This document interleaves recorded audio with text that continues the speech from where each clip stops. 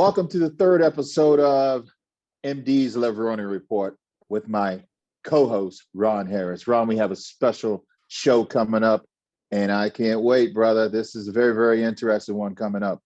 Yeah, today we have none other than the legendary six-time Mr. Olympia. They called him the Shadow. Changed the world of bodybuilding forever. Set a brand new standard. Changed the game. Kept a lot of good guys from winning the Olympia because he was so dominant, including you. Please welcome the way from, I'm not sure if he's in the UK right now or Marbella, Spain. I'm in Spain at the moment. Okay. Welcome, sir. Welcome. Welcome, Dorian. Right. Hey, Dorian. It's great to have you. I see you have a picture of your son there, Kevin. Yeah, that's right. Yes. I got my kids behind me as well, so okay. Shows what's important, right? Exactly. Yes. Dorian, well, I want to say thank you, first of all, for the time that you've taken to come on to the MD Levrone Report. It's a pleasure and an honor to have you. Oh, it's my pleasure, man. I mean, we always had a good relationship, and Ron I worked with for years at MD, so yeah. I'm very happy to be on the show. Yeah, and you guys have known each other almost 30 years now, because the first time you competed against each other was Helsinki, Finland, 1992, where Dorian won your first Olympia, and Kevin, right out of the gate, second place at his first Olympia. What a show that was. Wow. Yeah, I met Kevin before that at a guest appearance, but somewhere in the States. I don't remember where it was. That's right. Yeah. I remember vaguely. Yes, I think it was something up on the East Coast, I believe. Maybe, yeah, but maybe it's definitely in the States somewhere. Yeah. And to be honest, I didn't expect Kevin to be such a rival at the Mr. Olympia, because I came off the last one and it was Sean Ray and Vince Taylor and Labrada. So Kevin was the new guy on the block, and I hadn't seen his physique in shape. Yeah, Dorian, I remember you had got a controversial second to Lee Haney right before Lee retired, and I think you might have had something to do with pushing him into retirement. How did you feel when they announced you? When you actually placed second at the Mr. Olympia, did you have any idea or increment that coming into a 1992 Mr. Olympia? I mean, where was your mindset there? Well, I don't know if first of all, I don't know if the decision was controversial. I think Haney was a winner, but I did beat him in one of the rounds, which I don't think had been done before. I beat him in the compulsory round. The thing is, I started training in 1983, did my first contest in 85. So the whole period I was coming up as an amateur, British champion, turning pro. Lee Haney was Mr. Olympia that whole time. And I realized when I was going to go to compete against him, I had to change my mindset from being Lee Haney on a pedestal to say, you know what, is another guy. He's got two arms, he's got two legs, like me, and I don't think he trains harder than me. So why not? Why not? Is human. It can be beaten, and that's the attitude I had to develop. By the time I got to the contest, although with great respect. Yeah, absolutely. Dorian, tell us about years leading up to, what inspired you to get into bodybuilding? I mean, all I remember is the Shadow. I mean, I remember getting second to you numerous of times, and you were just out in front of us. But what was it that drove you at the early age to get into our sport, bodybuilding? Oh, interesting question, Kevin. I noticed, I don't know your family history exactly, but I know that you lost both of your parents at some point. I lost my father when I was quite young. And I'm sure that had something to do with instilling the drive or wanting to make a point or prove something. First time I did weights, I was still at school. I was about 16, and I was doing karate, and they had some weights there in the gym,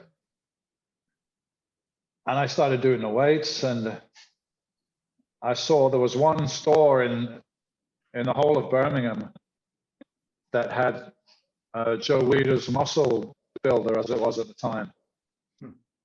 And, you know, it was up on the top shelf with the homoerotic magazines and everything like that. So you had to ask for it. You know, it was a bit embarrassing. But I remember seeing Robbie Robinson on the front cover. And me and my friend were training together, and we were just freaked out. And that was my introduction to bodybuilding. But I left home at 16, and I didn't have a stable lifestyle that I could, you know, afford to go to the gym and pursue this thing that I kind of fell in love with straight away. And 19 years old, I found myself in a youth jail for some minor stuff, you know, just stupid stuff that teenagers get into when they're drunk. And in there, I was reintroduced to the weights. Mm-hmm. So, Dorian, going back to you lost your father, yeah? Yeah. Okay. At 13. Now, then I left home at 16. That loss of your father, do you think that affected you in a way to where, you know, you look back on it today where it actually, your life turned towards the better, or at the time when it happened, you just took it hard and you ended up going the opposite direction? No, I took it hard at the time, I think, but it meant my life was not comfortable. Mm-hmm. And when you're not comfortable, that can be a great motivator. And I just wanted to do something with my life, mm-hmm. over and above the environment and the people around me and their expectations of life. And I saw this whole lifestyle that was out there in the States and California, and that inspired me. Mm-hmm. Yeah, Dorian, there was I remember you talking about it, and it was in the book that Peter wrote with you, Blood and Guts. Was it in that school, in that youth correctional facility, there were something like, I don't know, 300 or 400 young men, and they made you do some sort of physical fitness thing every day, and you exceeded everybody else by a large margin. You were better at the weights, better at everything, and more physically developed than all the other guys. And it was one of the guards or something there, I believe, that said you have potential to be something special. One of the guards, the PT, he was a power lifter, so he didn't know about bodybuilding much, but he had us doing the basic lifts, you know, squat, deadlifts, bench. And there may have been one or two guys that were on a strength level with me, but they were much bigger guys, much heavier. They didn't have like a physique, if you like. I was already like very lean with abdominals and everything all the time. Mm-hmm. So he encouraged me. He said, you should do something with this when you get out. He actually gave me the name and address of a powerlifting gym. But I knew that bodybuilding is what I wanted to do. Mm-hmm. So I never went to that gym, but I went and found a bodybuilding gym. Dorian, you know, you obviously coming through the sport, you developed a name for yourself, the Shadow, the nickname. Were you somewhat of going through what you were going through at an early age of 13, and loss of your father and everything? Did that turn you to more of being an introvert? Is that has something to do with you spending a lot of time alone and just searching for yourself? Yeah, naturally, I used to say I was the anti-bodybuilder. Because normally bodybuilders, they want to be seen, they want to show off. I always wanted to keep covered up. I just wanted to like reveal this statue that I was working on at a contest once a year. Yeah. It made me a little rebellious as well. I didn't like anybody to tell me what to do. And I like to make my own decisions and forge my own path. And I kind of always stuck to that.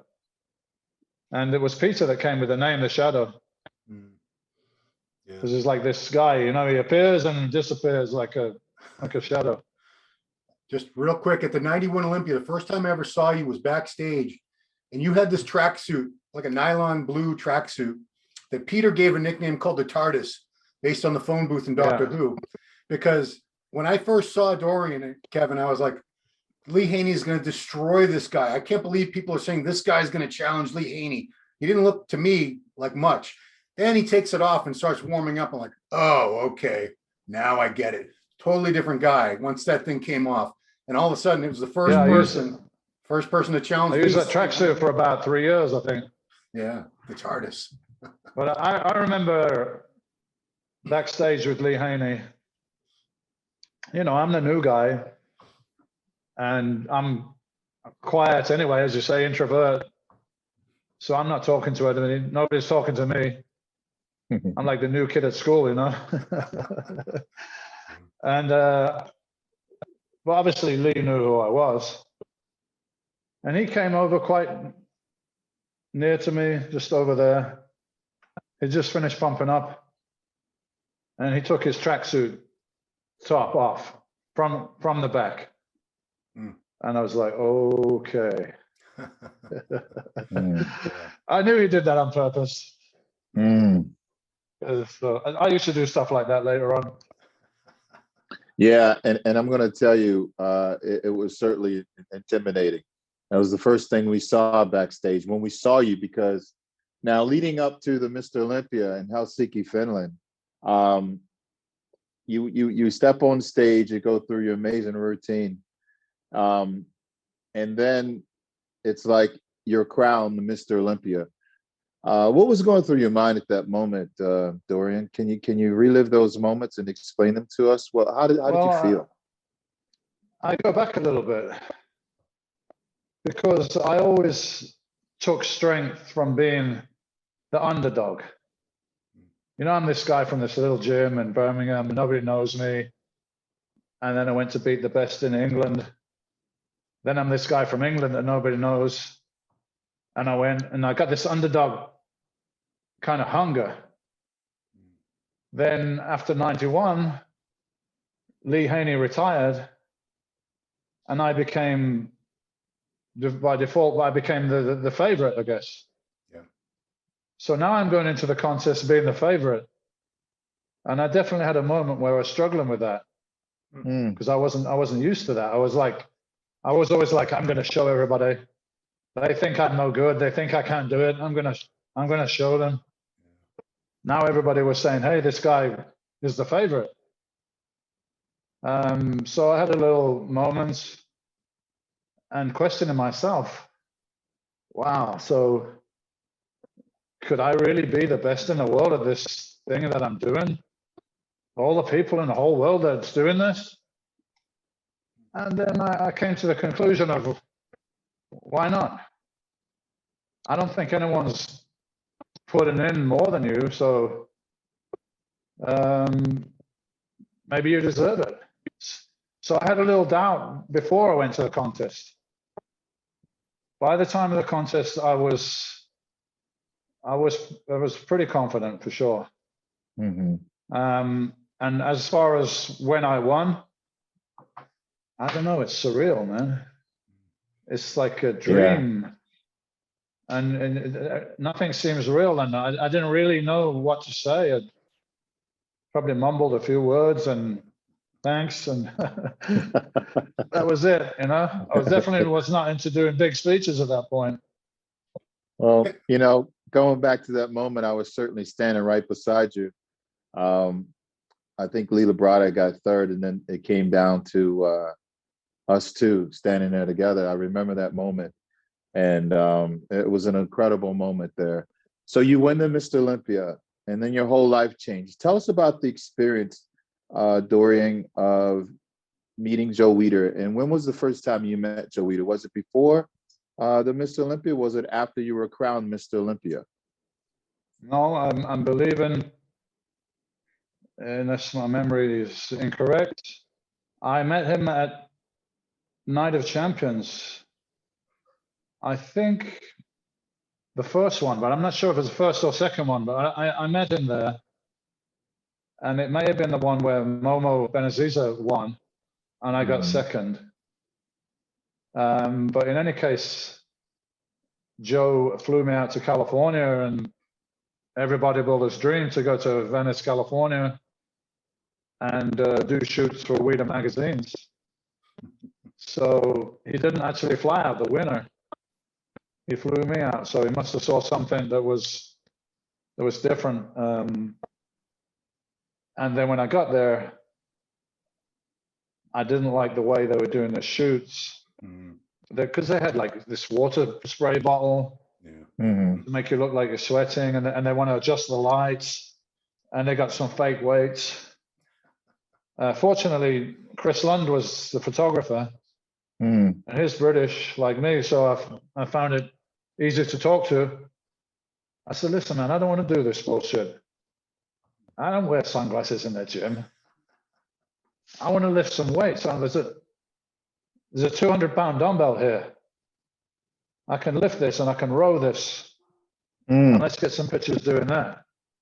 He's like, what, you can lift that? I'm like, yeah, I can lift it, but I'm not going to be smiling, and I'm not going to hold it there for 10 seconds. I'll get it up, you get the picture, snap, snap. And that became my first cover on Flex magazine. Yeah, amazing. And pretty much from then on, the whole thing changed about the way they did photos. Absolutely, it sure did. We at that point, Dorian, you set the stage, you raised the bar, and all of us had to come in, be in shape, number one, after that shoot, because we were trying to follow, because Chris Dunn was looking at you saying, okay, this is what I expect out of all the other guys. And we had to come in and pick up the real weight and show up in shape. So yeah, it's funny because then Chris wanted everybody to lift huge weights, and it got to the point where I was telling him, Chris, no, man, I'm dehydrated. I just come from the contest. Some of the things you're asking, I can't do it. It's dangerous. Yeah. So it went from one extreme to the other. And we actually had Jean-Pierre Fuchs, who got really badly injured in a photo shoot. I don't know, squatting 500 or 600 pounds. 7. And you know, when you just come from a contest and you're super lean and you're probably still dehydrated, it's not the healthiest shape to be lifting it. Dorian, I wanted to ask you, this question because being right there beside you on your first Mr. Olympia and your last Mr. Olympia and all the Olympias in between, I've watched you grow, and each year you constantly just put on size and size and size. What was your weight in your first Mr. Olympia in 1992, and what was your weight in your last Mr. Olympia, and what happened in between? Well, the first Mr. Olympia technically is 91. Wasn't the first win, but it was the first Mr. Olympia. I believe I was like 235, 236, somewhere like that. Helsinki was about 242. But I always had this habit on the practice of recording everything, writing everything down, including my prep. So, you know, we had no iPhones, nothing like that. Just like a throwaway camera. And every week I would take all the compulsory shots in my house or in the gym. So going into 92, I didn't really know about you, Kevin. I figured my competition was Labrada, Sean Ray, Vince Taylor. all much smaller than me, Mm-hmm. but potentially in very good shape. So I said, listen, I'm just going to get shredded. Even if I lose a bit of size, I'm still going to be much bigger. So I want to be big, but I want to be shredded like a lightweight. Mm-hmm. During this process, afterwards, when I went and looked back, I'm like, wow. So 5 weeks out, I was in shape. But I kept coming down and kept coming down. And maybe I got a little sharper, but I sacrificed muscle to do that. So next year, I'm going to be more careful not to do that. Mm. So it went from 242 to 257, 258 in 1 year. Nice. So that's why everyone freaked out. And they wanted to know what new drugs I was on. And it was exactly the same as the year before. Mm-hmm. I used growth hormone in 92. I used it in 93. So it was nothing new there. The thing was, I didn't cannibalize like 15 pounds of muscle. And having said that, I still think I could have come in bigger. I mean, everyone's seen the pictures from 6 weeks out, the black and whites. Mm-hmm. Maybe not Dorian Yates contest condition, but it's pretty damn good. That was probably over That's why that was the difference between 1 year and another. Mm-hmm. I was still relatively inexperienced for contests because I did like 3 shows in England, 2 Night of Champions, and 1 Olympia. So it's like 6 contest preps, Mm-hmm. and I was still learning. Ron Dorian was actually the first Mr. Olympia that ever competed and won, and actually ever won in the 250. So he was the first master we had. Yeah, and it's he funny. changed the whole platform, man. It was crazy. Better for every worse. time It changed. every time I would show up at the show, and I'm thinking, where is he? You were never backstage. You were always somewhere off in the corner with Steve doing your thing, and I'm like, oh man. But that's what I wanted you to think. I I wanted you to be thinking about me. And then you just peel it off. I wanted Sean to be worried about me. Yeah. Where I was and who I was with, and I was breaking any regulations. Yeah, we're looking at each other. Because that's saying, just taking you off your own game. We're fighting for second. Lights out. Yeah. Well, it's like some years were better than others. 94, I wasn't happy. And Sean was in great shape. Mm-hmm. But if you look over the majority of poses, then, I just overpowered him. Mm-hmm. Although he looks great in some poses. If Flex had come in 94 and hadn't had the car accident, and it came in like 93, possibly he would have beat me in 94. Mm-hmm. Dorian, I want to ask you, out of the guys who were after you, Kevin, Sean, Flex Wheeler, who do you feel, if you had been able to remove yourself from being Mr. Olympia and train and coach this person, they would have been Mr. Olympia? They had all the physical gifts. They just needed that extra drive that you had. Well, I hope Kevin don't get upset, but I'm already on record of saying Flex Wheeler. Yeah. Because I trained with Kevin. We trained together in FIBO in Germany. Mm-hmm. Kevin was already training hard. He was always balls to the wall. And I'm not saying I watched all the Flex workouts or nothing, but I've seen him train a few times. And I know people that watch him train. And it definitely was more left in the tank. Mm-hmm. And, sometimes he'd blow his diet. He was. He's quite an emotional guy.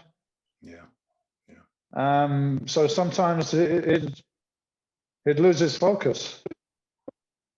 So I'm like, man, if I had this guy and he did everything I did, it'd just be dangerous. Look at the guy, how he looks already. Yeah. So fortunately that wasn't the case. Mm-hmm. I certainly agree with you, Dorian.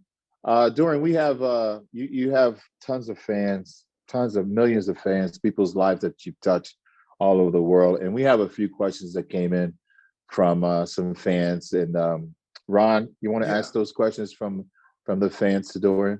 We won't ask them all because, good Lord, Kevin. Let's just pick about 3 of those. And guys, trust me, we will have Dorian back. Normally this show lasts 20 minutes, but not unfortunately, it's great that we finally have him here because believe me, Dorian is a hard guy to lock down to do this. But Ron, let's just knock off. Man, we could talk all night, man. You know. Yeah, first Definitely. one came from Don 83 Willis. He says, "What's up with his training partner in the video? Him alone would get you pumped up for the gym." So he's talking about the great Leroy Davis. Yeah.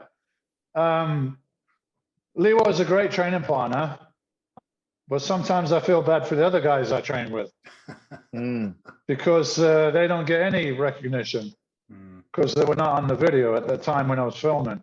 Right. So Leroy trained with me 95, 96, 97. And great training partner, strong guy, motivated, always there. Had some background in the, I don't know what you call it, like territorial military. So he's good at shouting. Is he a drill instructor? I mean, I didn't really need that. I didn't really need that shouting, but it's, you know, it's a good, aggressive, energetic atmosphere. That's what I like, but I didn't need the volume sometimes. Right. Then I had a guy called Kenny Brown. I haven't seen for a long time. So what's up, Kenny, if you're out there? He trained with me from British Championship, Night of Champions, and 4 Olympias, I think. So, wow. And there was some, you know, there's some other guys along the way that trained with me for a year or 6 months, or they'd pop in now and then. But I had to train with a training partner with the kind of heavy training I was doing and forced reps and occasional negatives and all this stuff. So I was fortunate to train with some good guys over the years, and Leroy was one of them. Next question. You can pass any of these questions you want, Dorian, of course. This guy wants to know, ask him about the dosage and which types of steroids you're on now. Also about TRT and PCT after competitions. They want to know your cycle right now, Dorian, age 58. I'm just using PCT now, which is about 250 milligrams every 9 days. TRT. I split it into 125, 125 every 4 or 5 days. That keeps me in the kind of medium to high normal range. Yep. And as far as PCT, you know, I'm a little bit of an extreme person. And I always said, look, I'm taking these steroids because it's necessary in the sport that I'm in. Yeah. You know, I'm pretty pragmatic. Like it was a choice I made at the start. If you're going to compete, you want to be on an even playing field, then this is just one of the tools that people use, and you're going to be at a great disadvantage if you don't use it. But when I finish, then I'm going to finish with the steroids. So after, I think it was 98, I decided I'm not going to compete again. And my wife at the time, Debbie, she wanted to work on having another child. So I said, I'm just going to stop. And we're talking 90s in UK. Things will be a lot different now. Now you can find doctors that work with athletes and testosterone replacement. Nothing existed then. I went to see an endocrinologist to get advice. And I'm like, what should I do? Should I do HCG? Should I do this? Should I do that? The guy looked at me and he said, Dorian, you probably know more than me about this. I'm like, that's a great help, man. So I now know it was a big mistake, but I just stopped. And I got very depressed mentally because of this, having no hormones in the system. Plus, I just was finish this whole life mission. And now I didn't know what the hell I'm going to do and who I'm going to be. And it was a really tough period. Mm-hmm. So if you're using steroids for an extended period of time, you really need to get the right advice as far as how to taper off, how to do PCT, whether you need to have a replacement or not. I just figured it myself out after a couple of years, like, and you know, I put it back to a normal level and I felt a lot better.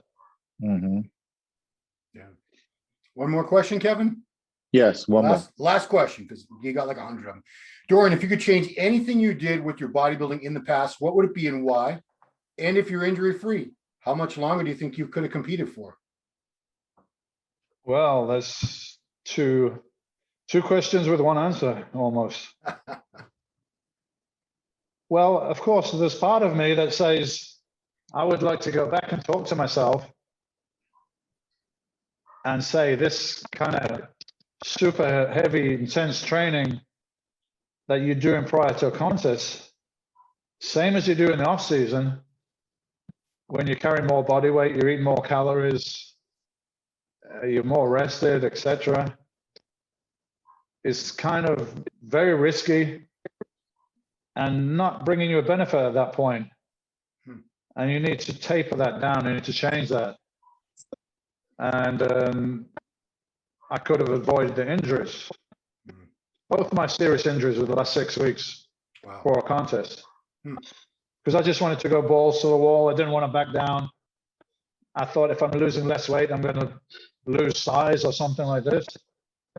So that, and like, maybe you can chill a little bit and enjoy it a bit more.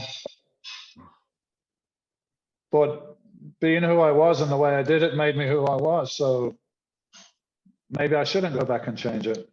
You know, I always have this conversation with myself.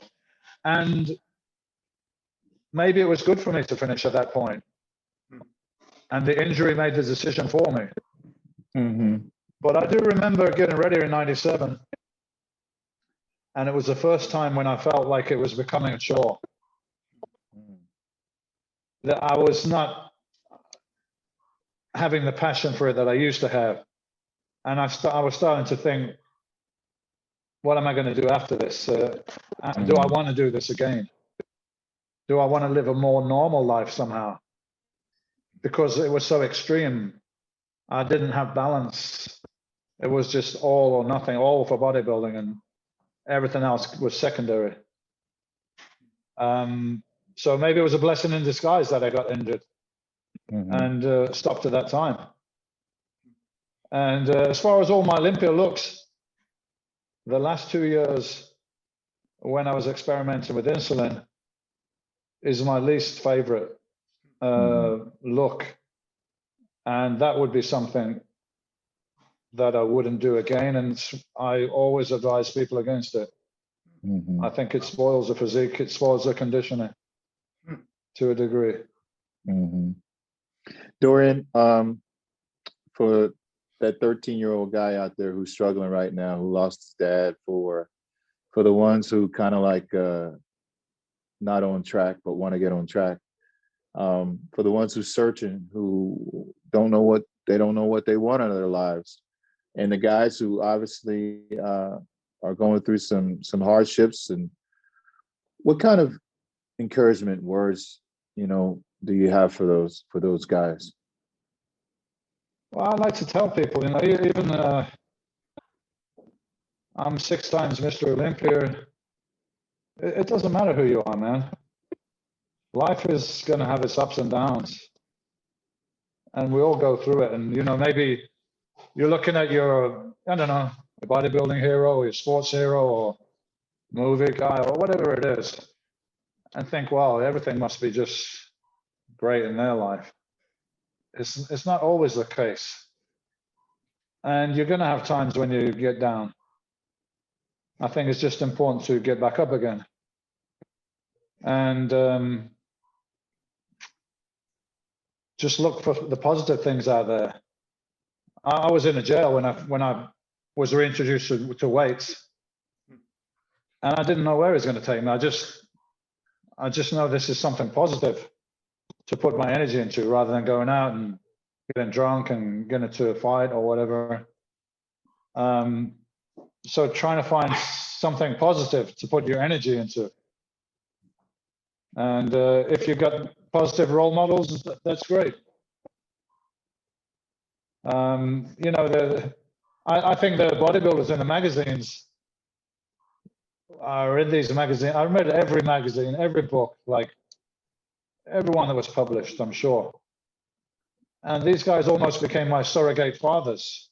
Mm-hmm. You know, even though I never met them, they were like inspiring to me. And funny, when I met a few of them, they were not quite as clean living and as everything as I thought. Mm-hmm. But anyway, they helped me along the path. And sports is any sport, you know. Of course, I was a professional bodybuilder, but I love any sports, any kind of physical activity. It's a great addition to anyone's life.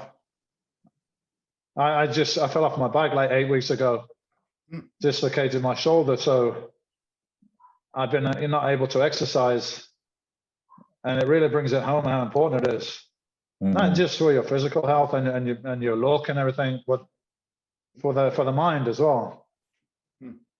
So make exercise part of your life. Whatever you want to achieve, it's going to make you a better version of yourself. Dorian, you seem so much at peace with yourself. Tell us a little bit about life after bodybuilding, the retirement after walking off the stage. How do you feel now, and how do you find that peace and serenity in your life now? Well, I think it came a bit of a circle. So when I was bodybuilding, I was extremely dedicated to that, super tunnel vision. And then I had a period where I was totally lost because I didn't have this tunnel anymore to be in. And then slowly I was like, well, okay. But all the things you couldn't do before, you can do them now. You have the time, you have the resources, you can. So I started, I always loved wildlife and studying animals and stuff. So I went to Africa a few times on safaris. I went to visit mountain gorillas, stuff like that. And, you know, then I got into being single after I got divorced and hanging out with Chris Cormier. Oh boy. There's a whole story. It's X-rated. So I went from being this dedicated athlete to somebody, always training, but you know, chasing a good time and partying, until I realized that was not fun anymore. Now I think I found a balance. It took these extremes one way and another to eventually find some balance. And I do regular meditation. I've been doing yoga for a few years, and I combine that with some weights. Not much I can do with injured shoulders, but I do a little bit more functional stuff. I do biking, I do walking outside. I enjoy the nature, and appreciate how fortunate I've been in life. I mean, you know, I traveled all around the world and met people from like all around the world as well. I can still call people up in various countries.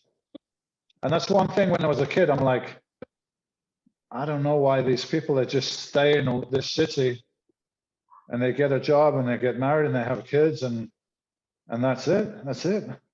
I want to see the world. I want to travel the world. And I've been able to do that. And hopefully we still can. I know Dorian has another call, so Kevin, we'll probably need to wrap it up. Yeah. I got 5 minutes. Yeah, well, guys, we'll wrap it up in the next 5 minutes. Dorian, I just want to say personally, thank you so much, man. It's an honor to have come along and competed next to you. I've learned a lot from you. I feel like we're brothers, man. Yeah, man. If You it know wasn't me, for you, Flex, even little man Sean. yeah, You know, it's a bit irritating sometimes, but we're all brothers. You know, there's one brother that's that's right. irritating a little bit sometimes, but we're still I mean, brothers.